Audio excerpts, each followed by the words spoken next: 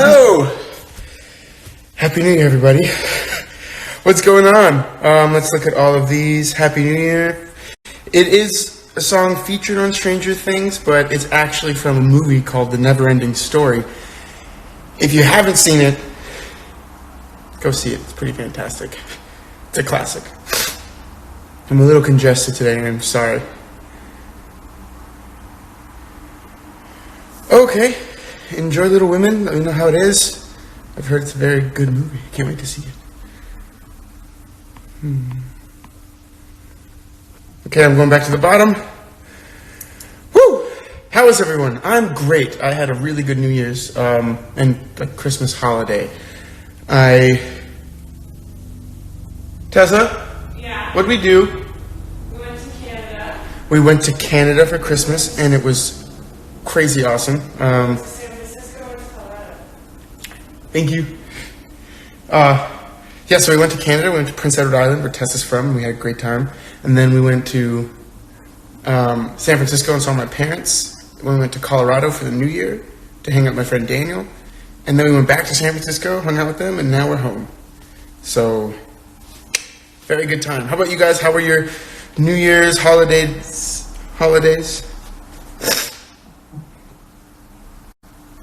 Hi. Everyone says hi. Tessa? Oh, hey guys.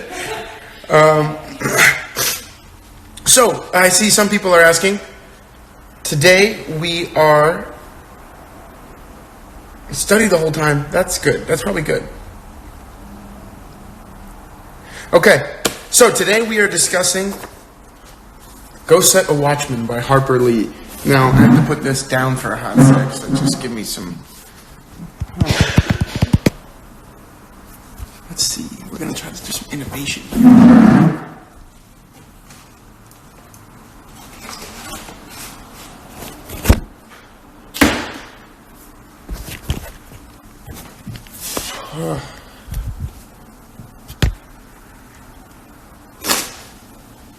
That seems to work out pretty well. Whoa, this green wall makes me look pretty orange. Okay.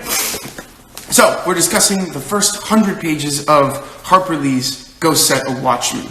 To me, that means we're stopping at chapter 8 today just for discussion purposes.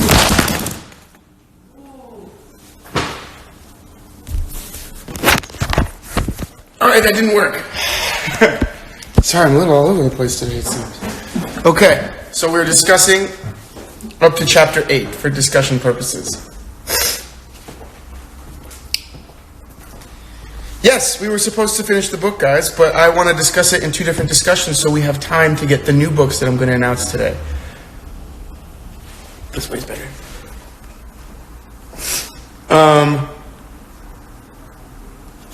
Yes, we were supposed to read the whole book. I hope you guys enjoyed it. I think it's pretty good.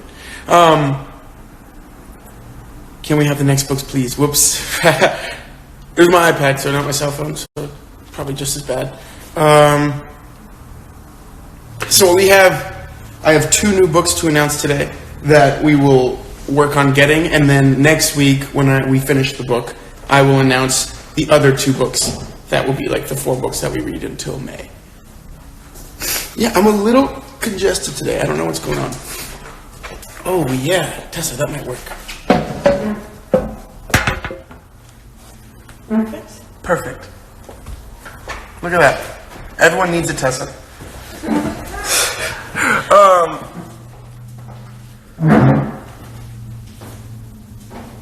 So we have 2 books that we'll announce today, 2 books we'll announce next week, and we're talking about the first 100 pages because I think it's a good place to break it up.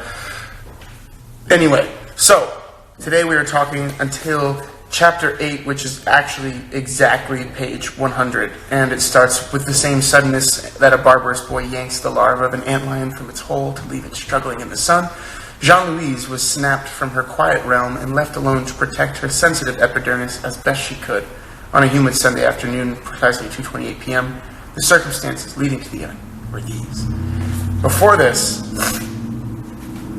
that's the chapter where we first find the book that Aunt Alexandra's like, of course I read it, that whole thing. We're not going to talk past that. We're going to talk before that. So the introduction to one of our favorite characters. Like, we're back with Scout Finch. really exciting. We're back with Atticus Finch, which I'm super excited about. We're starting to get, more of an understanding of Henry Clinton, and Alexandra's back. Calpurnia even makes a couple of, comebacks. So let's start. And whoever said my hair looks amazing, thank you. Just woke up. So let's start with how we like to start. One word thoughts on the book so far. Scout is grown up. Yes. Love Scout, disillusioned with Atticus. Aw. Jem, sad face. Yes, it's good to see Scout again. Her relationship with his family, it's like Uncle, super interesting. Uncle Jack, super cool dude.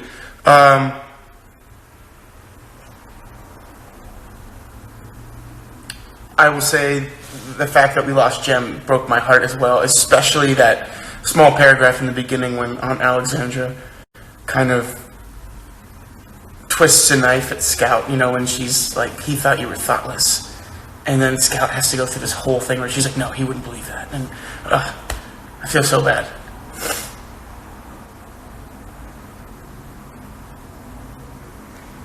Words, wanted to punch some people. Yep. Okay, so far average, not my favorite one. Okay, I thought this book is really good. Her uncle's not crazy at all. His mind is just on another level. I agree. Roller coaster, yes. The Kenda, a bit disappointed. Okay, interesting. Since we're only discussing up to chapter 8, I really like the flashbacks. Thank you, Kel Cesar. Yes, I agree. The flashbacks are some of my favorite parts, especially the revival was hilarious. And then Dill made an entrance again. Wish they went into more detail what happened to Jem. I agree. I wholeheartedly agree. Anyway, Jem's death compared to his childhood really stuck with me, considering I read Mockingbird first. Yes. I think this is my least favorite book we've read so far. Wow. I really like it, but still prefer the first one. It has a different pace than the book one. Alright, I'm going to read you guys something, because I think it's actually really important to put this novel into context.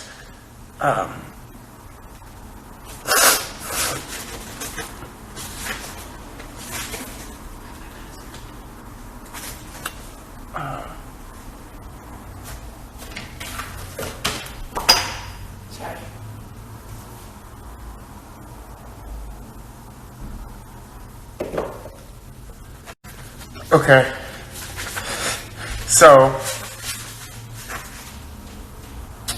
no, where is it? Hold on, sorry. Okay, it's a page, so bear with me, okay? This is interesting. I don't know if your book has this, but my book has this note from the publisher. Has everyone read them? So it says, Go Set a Watchman is Harper Lee's first novel.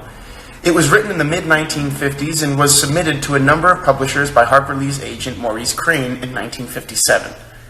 In a submission letter to Evan Thomas of Harper & Brothers, Mr. Crane wrote, Go Set a Watchman by Harper Lee will be an eye-opener for many Northerners as to the Southern attitudes and the reasons for them in the segregation battle. Also, and incidentally, Miss Lee can write. She's about 30 and bright as a button. So, what we find out in that first sentence is that she wrote Go Set a Watchman first, submitted it to publishers, and I will continue to read. One publisher, J.B. Lippincott, expressed interest in seeing the other work by Harper Lee. In April of 1957, Lynn Carrick of Lippincott received some material from Maurice Crane that Crane described as Harper Lee's second novel. She had written a good deal of this before starting the short novel you now have, Go Set a Watchman. Crane went on to write, I think some of the childhood stuff is wonderfully appealing. Possibly this longer and more substantial book would make a better start than the one you have. She says this could go on and on. I have suggested she keep on writing. She aims to break it off at the point where the brothers enter high school, leaving the 4 years younger sister to a lonely childhood. So she wrote this book second. First. So I think it's interesting. We read it technically in reverse order, as did most of the world. So I wonder, I wonder if we were to read it again, if we would think differently of To Kill a Mockingbird now that we do this. But it makes sense, right? Thank you, Olivia. Hold on. Let me go back now through all your comments.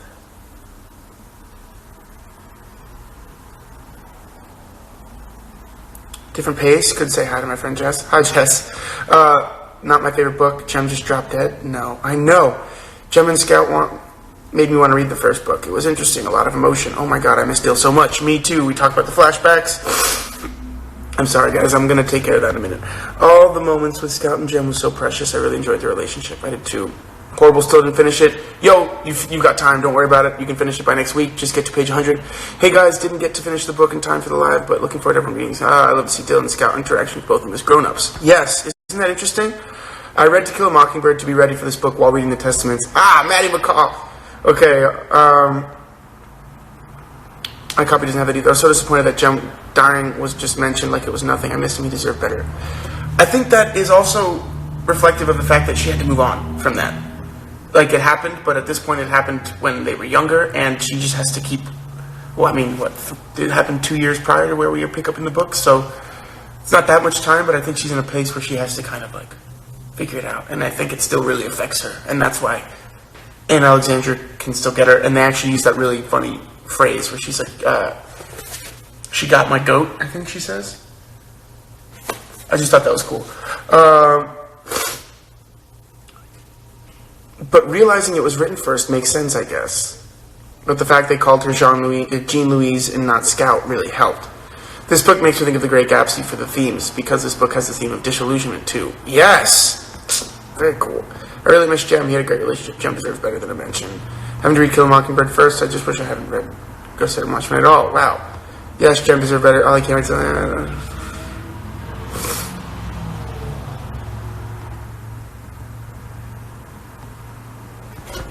Yeah, I think that's one thing we're definitely going to go into a whole conversation about, is the complex relationship between Atticus and Scout. I think it's really an amazing relationship. I mean, at that time in the 50s, the way Atticus kind of, like, his relationship with her is unlike other ones we've seen set in the same time period. Yeah, so let's keep talking. Alright, Jem's death. Yeah. Random and very sad. I wonder why she had that happen. I don't know if it's because, in a way, she was dependent on Jem and she wanted to kind of really make Scout her own person. I don't know. What do you guys think? Why do you think that happened? Jem's death still gets Scout. In the now, it really has a big effect on her, and I think they are in a good place as siblings to each other.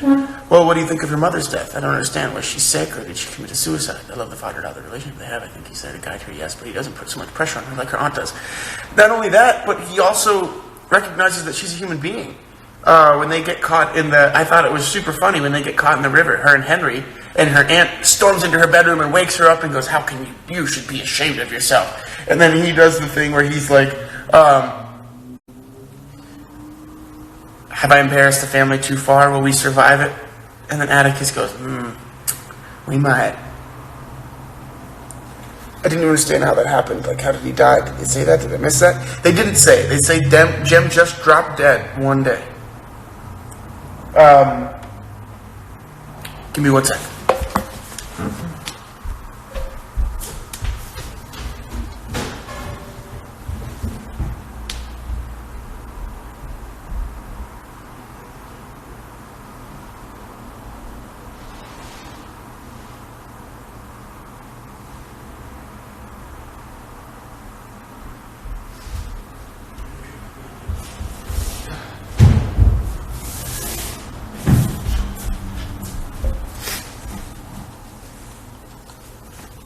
Alright, I'm back. Sorry.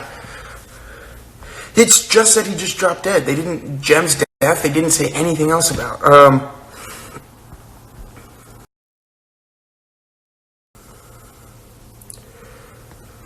I think Jem's death is a parallel to the mother's death, and then how it kind of affects the kids' lives going forward. I agree. That's interesting. Thank you, Annie.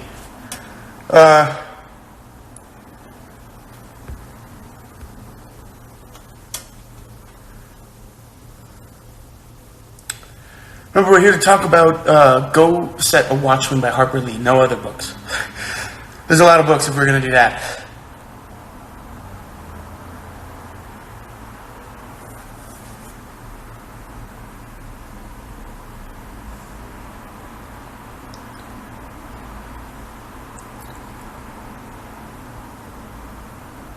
Heart attacks. Oh no.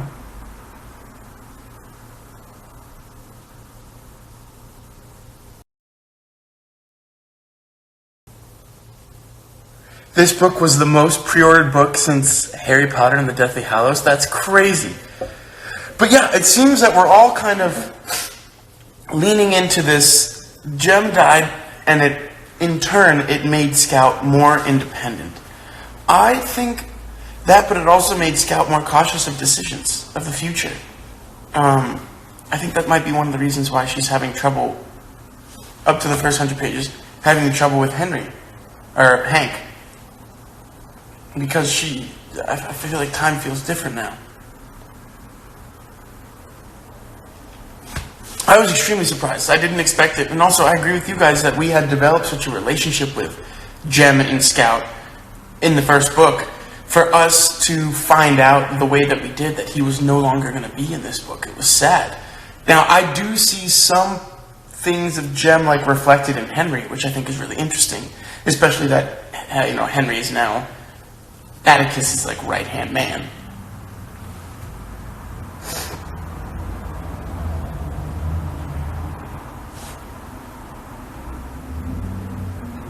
I think any death in the family changes a person in some way or the other, whether we realize it or not. Did Harper Lee change a little bit the manuscript of Go Set a Watchman after having published To Kill a Mockingbird? Because that would explain why it felt like Jem's death was something that happened and not something. Okay, Camille, that's a really good question. I'm going to finish reading the page, this little paragraph. So this material, the longer and more substantial book that Crane spoke about previously, would eventually be completed in 1959 and became the novel that would be published as To Kill a Mockingbird in 1960. The typescript of the earlier novel, Go Set a Watchman, was put away and did not emerge into public view until 2014, after Harper Lee's attorney discovered the typescript in a bank vault in Monroeville. After consulting with friends, Miss Lee agreed to have the typescript submitted to HarperCollins by her agent. HarperCollins acquired the North American publishing rights and went to publish the novel in July of 2015. Apart from a light copy edit, the novel was published exactly as it was written, without any further intervention by Miss Lee. So she didn't change that book at all.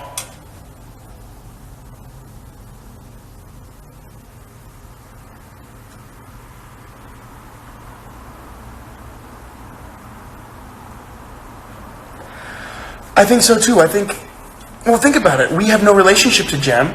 We just know it's a person that meant a lot to her and died suddenly and really affected her. So if we were to go that way, if we had read this book first, we would have no relationship to Jem. And only upon reading To Kill a Mockingbird would we discover the fullness of their relationship and how much it really affected her. And how much it must have, which I think is actually interesting.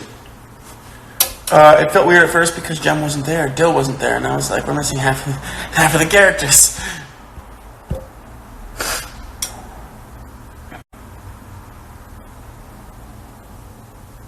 Yeah, I would agree. There were a lot of expectations then with Jem, but I think it was interesting.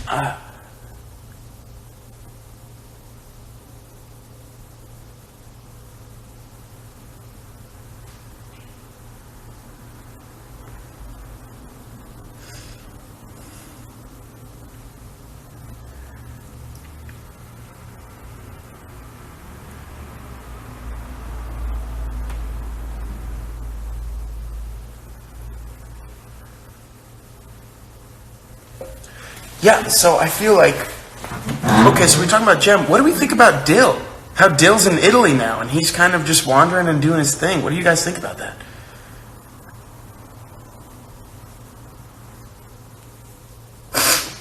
Okay, in this book, Scout is referred to as Jean Louise often. Is it a sign of her growing up, or is it a sign that after Jem's death, she's seen as the responsible adult next gen? I think it's that she's a grown-up woman now. I think that she's an adult, so she's called Jean Louise, and we only see her get called Scout when Atticus is like, come on, Scout, don't do that. So I think it is. I thought she'd marry Dill one day. Me too. But I think the father-daughter relationship makes a lot more sense when you read the books in reverse order. Yes. Which characters changed? Well, they all changed. They all grew up. And they had to have changed because of, Jem being gone. Oh, but how sad was it that Dill found out Jem was gone in a newspaper clipping? They forgot to tell him. Oh, I felt so bad about that. I know we're saying I think Jem deserved better, and now he just died, but I think that's also just the reality sometimes. People just die sometimes, and there's not really a reason or an explanation, or it's not justified. It's part of what happens, and people have to move on from that. And they have to grow from that still. I think that's what that is. I know we would like that all of our favorite characters have like deaths that mean something, but I think that can't always be true. It's not a Marvel movie.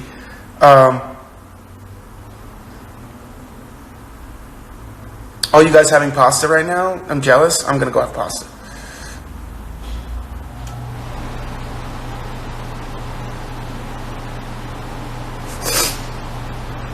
Do you want a reason? Because I want it.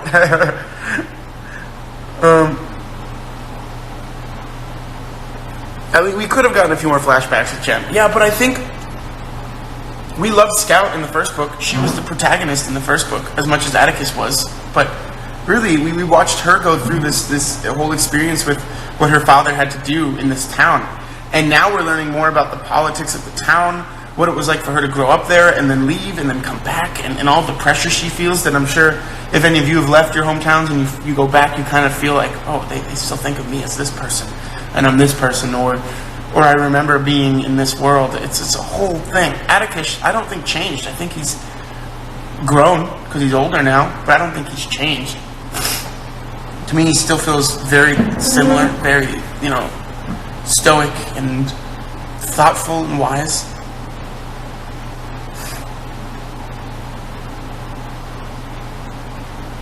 Yeah, and we saw Atticus through a child's eyes before, through Scout's eyes. And Jem's eyes, I guess, too. They do say what Jean Louise worked in New York City. Can someone remind us? I'm so scared of posting a spoiler. I want to say something, but can't remember where it turns up in the book. If you can look through the book really quickly, that'd be awesome. If not, we're supposed to have read... Oh, hold off. Write it down. Bring it up next week, just in case. We don't want to spoil anything for anyone.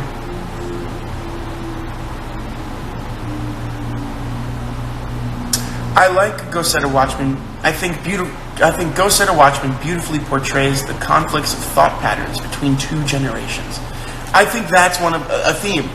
The differences in generations. I mean, Aunt Alexandra in Scout's generation thinks a certain way, behaves a certain way, and believes people should act a certain way. Then World War II happened. And I think that's another thing that's pretty cool, this theme of like post-World War II, what's going on in the South. A lot is changing. In the 50s, it's right before the Civil Rights Movement in the United States. It's post-World War II, but before the Korean War, depending on where exactly it's set in the 50s. So it's this time when a lot of people, I think, the adults in the world have seen a lot and gone through a lot as a world. Definition of generation with the complex relation of father and daughter. Yes. Honestly, to me, the book is really just started after chapter 8, like the actual moral conflicts, etc. Exactly, and that's why I figured we break it up like that. We have our introduction to this world, to these people again, to the relationship she now has with them, like Dill being over in Italy and they don't know where he is. She's now pseudo in love with Henry and Hank, and he's this great guy. But Clinton's not good enough for a Finch, and because of that we find out Aunt Alexandra and Calpurnia, and we hear stories, and it's all setting up this world for the next part of the book.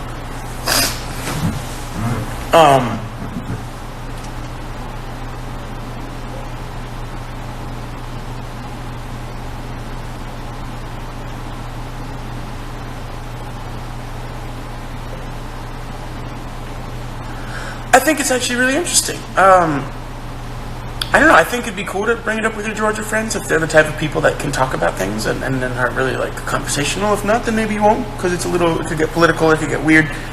That's all up to you, but I think that would always help. I think that's cool.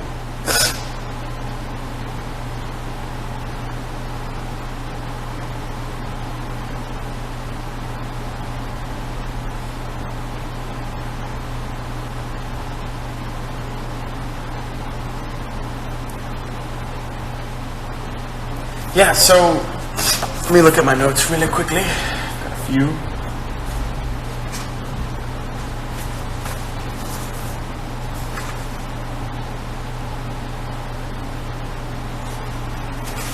What I like that Atticus, Alexandra, has is and always will be a pain in the ass. Yes, she's a pain in the ass, but at the same time, she's doing what she believes is right for Scout. And that's what I think kind of, is it limiting? Yeah, but it's that older generation. Think of what at this time, we have to look at the world of the 1950s in the South United States. You have to think of what gender roles were at that time. You have to think about what was expected of her because of Mr. Finch, like Atticus, like all of this, like the fact that she said the only time she wore a hat was to Jem's funeral.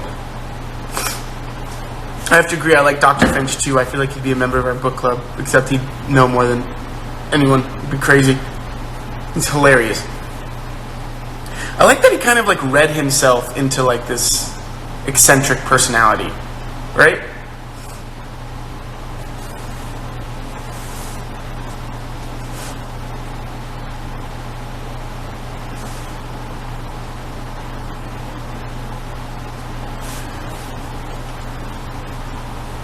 I feel like we've all known an Aunt Alexandra at one point, and especially I think people in different generations, we've all experienced this expectation from the generation prior to us. These are things I hear today in India. Honestly, it's like we move one step forward, two steps back. I'm telling you, yes, it's happening. Does anyone else get like Anne of Green Gables vibes from Scout? I know they're very different, but I also find them the same in they're very industrious and they're very like they're curious. I don't know. There's something about them that I find similar. Does anyone else feel that?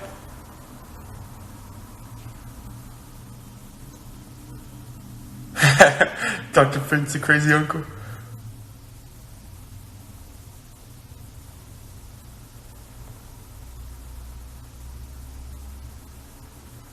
Yes, she wanted Jean Louise to represent Mako standards because that's what she was taught was expected of a woman when she was growing up. I think Aunt Alexandra is probably in her 60s or 70s like Atticus.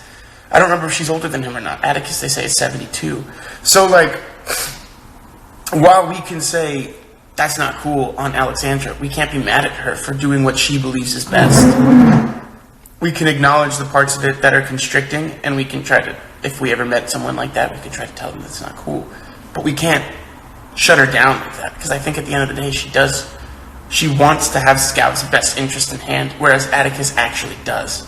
Atticus doesn't want Scout to come live with him because he has arthritis. He wants her to be an independent woman. Something that we were only starting to see very slowly. I mean, in the 50s, not really. We didn't see that until the 60s and 70s. Right, T?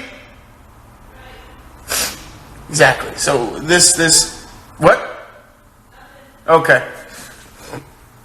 Because they're both two free, independent spirits, as free as independent as a child can be, but yeah, they give off the same vibes. Thank you, Rita.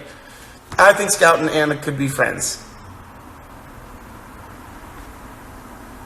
Okay, I think of Aunt Alexandra as Rachel Lynde from, that was one of my notes, I couldn't find it, of Anne of Green Gables. Like, I see her, Rachel Lynde expects Anne to behave a certain way, and blah, blah, blah. Thank God that Anne had Matthew to kind of, like, coax her into it.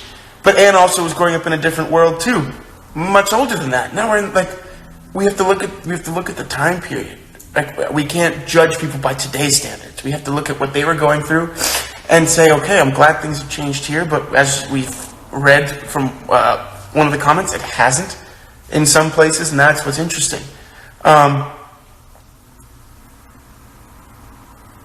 The only difference between them is that Anne is still a baby and Scout has grown up like true badass, a believer. Yes.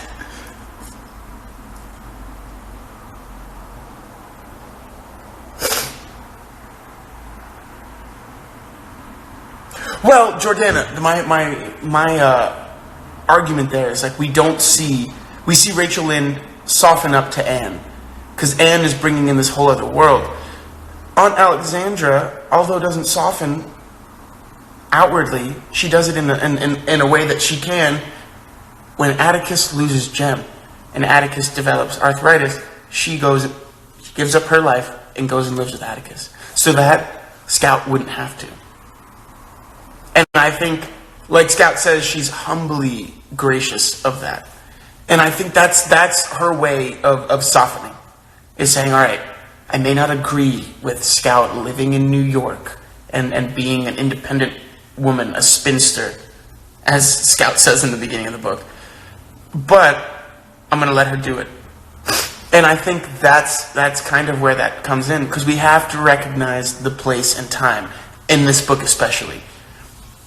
The South, prior to the Civil Rights Movement, post-World War II, the roles of... that was the creation... Okay, in the 50s, in the United States, that was the creation of the nuclear family. That's when, mother, father, and 2 kids. That was the dream. That was what people were being told was what they wanted. They wanted to buy a house, have a life, and build a little family. And that's what was happening in the States at the time. And anyone that wasn't really conforming to that was seen as outside. And that's why we see all these really cool arts movements in the 60s and all of these movements. One of the first waves of feminism, I think, happens in the 60s. So the 50s is the precursor to that. And we have to, I think that really does allude a lot to what we're reading about here and how the world is being perceived. Did anyone... Yeah, thank you, Annie, for bringing that up. Did anyone find out what Jean Louise does? Yeah, Jean Louise and Alexandra aren't completely antagonistic. I like that. Alexandra is like Marilla when Anne first arrived at Green Gables. Marilla, too, wanted Anne to be a very good child and to make a very good impression on the town. Exactly. Someone please write a fanfic where Anne and Scout meet. That's pretty cool. Maybe Halloween costumes.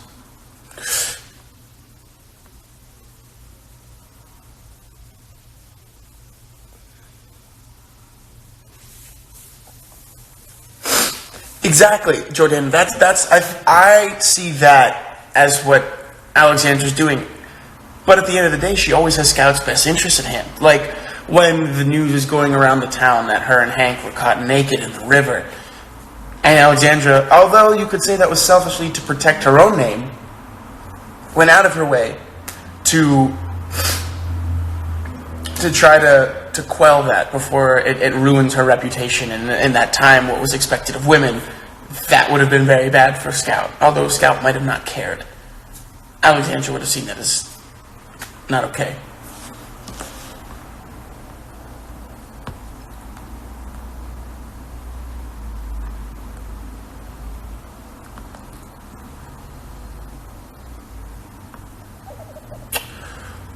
Okay, we have about 15 minutes left. Do you feel like Scout's opinion about Atticus is changing, will change, because she sees things differently, because she's mature now and makes her own opinions and impressions? I don't know. I think the way Scout sees Atticus will always be the way Scout sees Atticus, because Atticus, I don't find, has changed that much.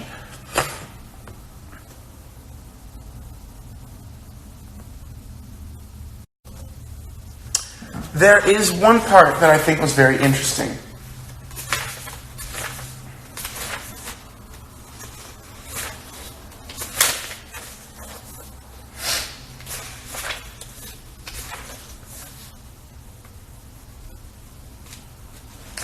It's the first allusion to what I think the rest of the book is going to be talking about.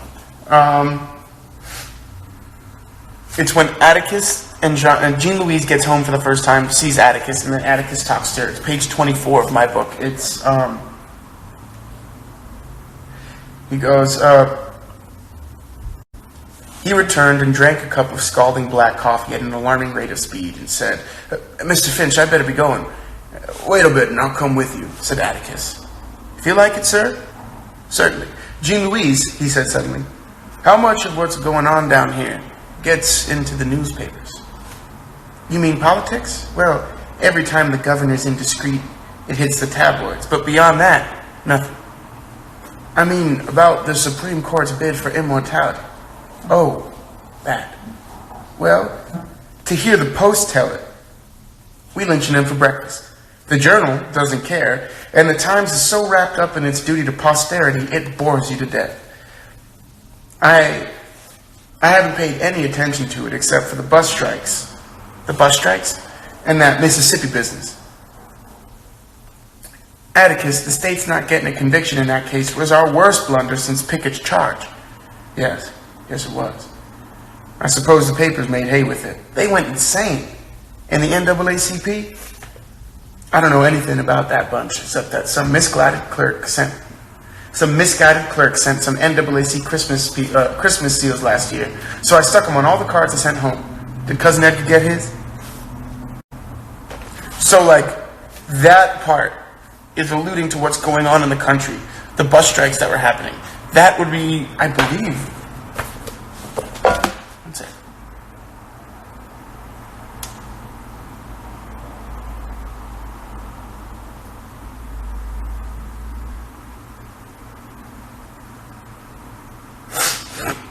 The bus strikes, that's literally referring to Rosa Parks, who, if you don't know, Rosa Parks was famous for sitting down in the front of the bus at the time when African Americans had to sit in the back.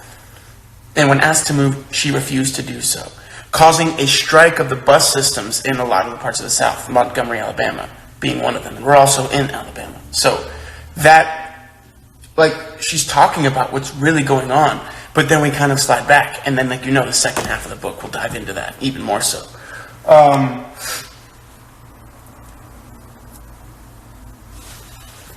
going to catch up now, sorry.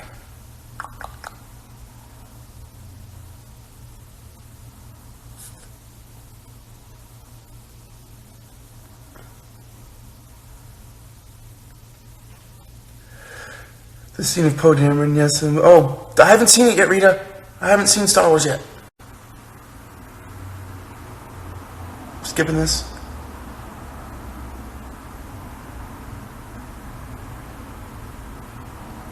I think it happens to all of us. You grow up thinking your parents are always right, and then you grow up and develop your own opinions, and suddenly you're so disappointed in them.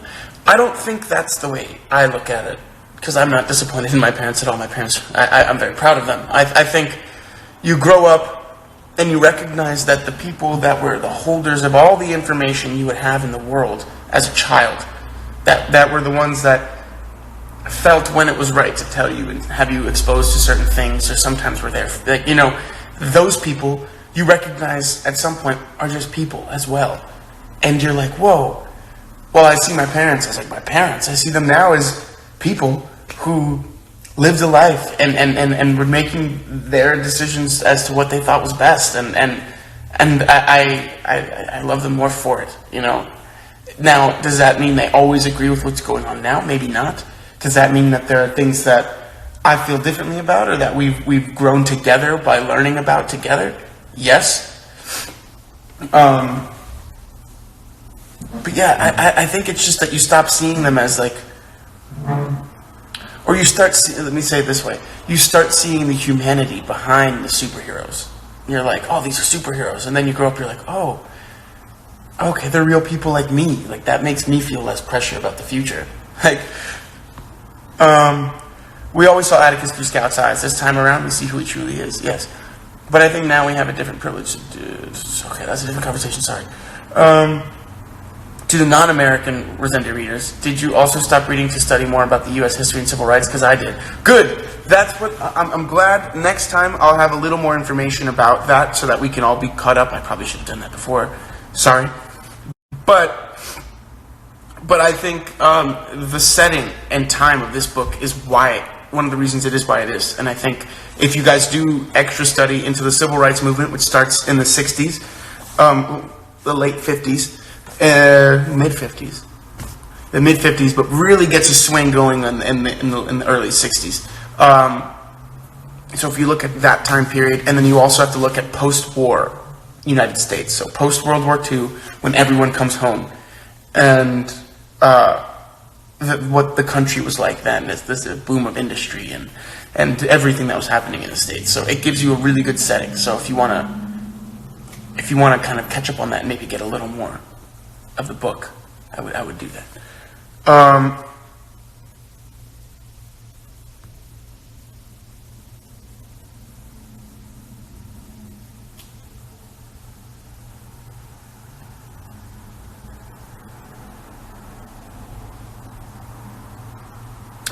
The symbol of a watchman is all about growing up, because Jean Louise is going to understand that she needs to become her own watchman, rather than relying on others to guide her. Yes.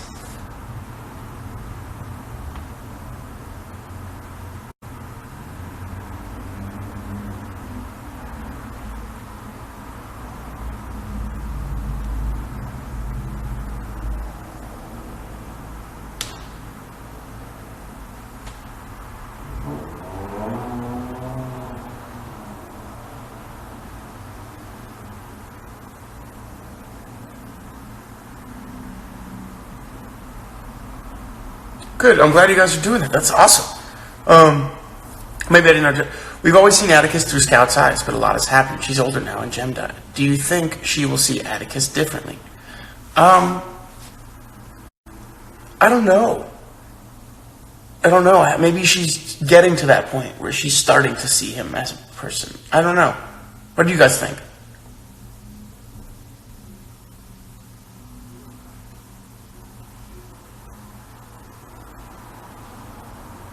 Yeah, happy birthday.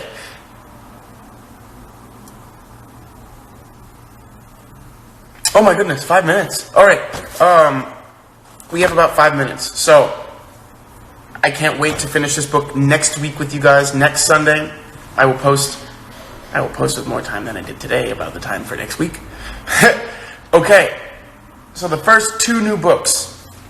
You guys know that I said with 2020, I wanted to start reading a little more nonfiction and bring that into the book club, which we're still going to have novels and stuff, so don't worry. But I think we always should start the year with a book that might teach us something, inspire us. I always want that book to have a purpose, the first book we read. So, I was recommended this book by my mother because she felt for her it was like a really interesting way to think of the world. Now, I need you guys to be honest with me about finding this book, if it's possible, if you can. Keep me posted on that, and then we'll figure it out. So I'll be paying attention to Twitter the next couple days. So if you guys can or can't get this book, let me know, and we might have to push forward. But I think this book will be interesting. It's nothing like we've read before, because it's a nonfiction book. It's called The Power of Habit. I think it'd be a great way to start the year. I'm going to read the back for you guys. Ready? In The Power of Habit, award-winning business reporter Charles Duhigg takes us to the thrilling edge of scientific discoveries that explain why habits exist and how they can be changed. Distilling vast amounts of information into engrossing narratives that take us from the boardrooms of Procter & Gamble to the sidelines of the National Football League to the front lines of the civil rights movement, Duhigg presents a whole new understanding of human nature and its potential. At its core, The Power of Habit contains an exhilarating argument. The key to exercising regularly, losing weight, being more productive, and achieving success is understanding how habits work. As Duhigg shows, by harnessing this new science, we can transform our businesses, our communities, and our lives. So, it is The Power of Habit by Charles Duhigg. I will post a picture on the Instagram story right after the live when I save it. Okay, yes, I'll make a post about it, guys.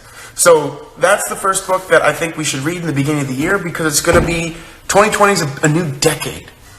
And I want us to be developing, well, okay, let me speak for me, because I can't say for all of us. I can speak for me. For me, I want to make sure that I'm developing habits that are positive, that inform what I care about, and help me achieve the goals that I've set for myself. So, I feel like we should analyze every new year, and especially a new decade, in this way, where I feel like I should be like, okay, what have I been doing? What's been working? What hasn't been working? How can I help, remedy, fix, push forward to get something to achieve what I'm looking to achieve? So, the subtle art of not giving a fuck. Yes, I actually had that book, thought about it, but I think this book will be a little bit more focused. So, yeah, it's a really famous book. It's been going around. I literally saw it in every airport that I was in for like 5 years. Like, it was always at like the Hudson bookstore or bookstores all over the world. So, if you can find it, great. If not, let me know. That's our first book. The second book we will be reading that I promised I would announce. Are we ready for it? Do you guys want to know right now?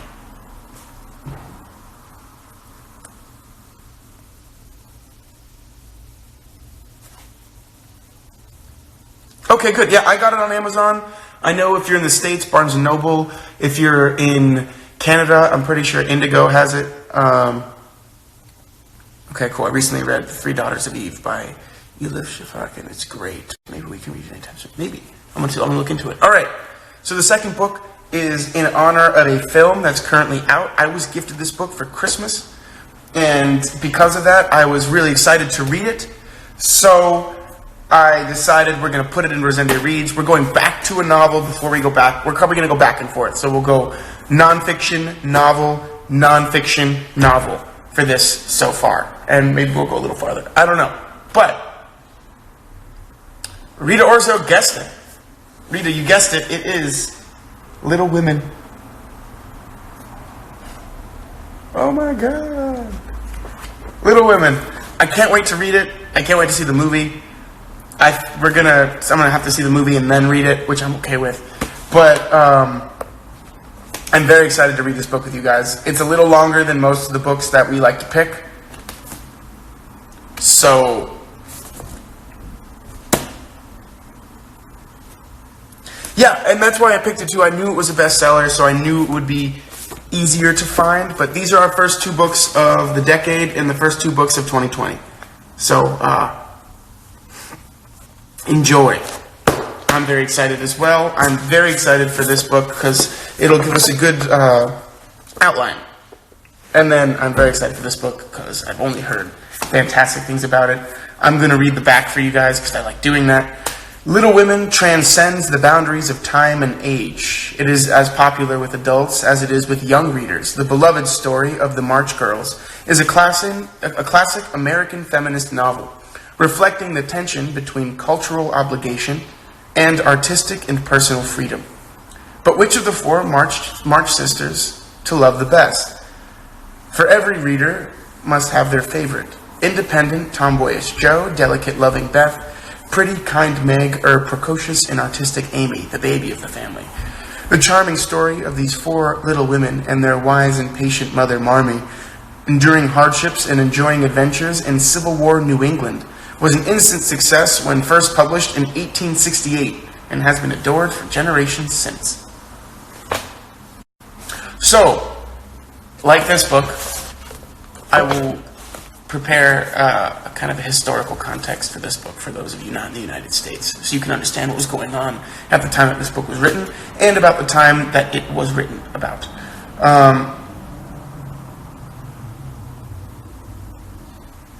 Oh, cool, there's a quote by J.K. Rowling on the back. My favorite literary heroine is Jo March. It is hard to overstate what she meant to a small, plain girl called Jo, who had a hot temper and a burning ambition to be a writer. That's pretty cool. All right, so, like I said, for next week, we will talk about the rest of Not to Kill a Mockingbird, the rest of Harper Lee's Ghost Set, A Watchman.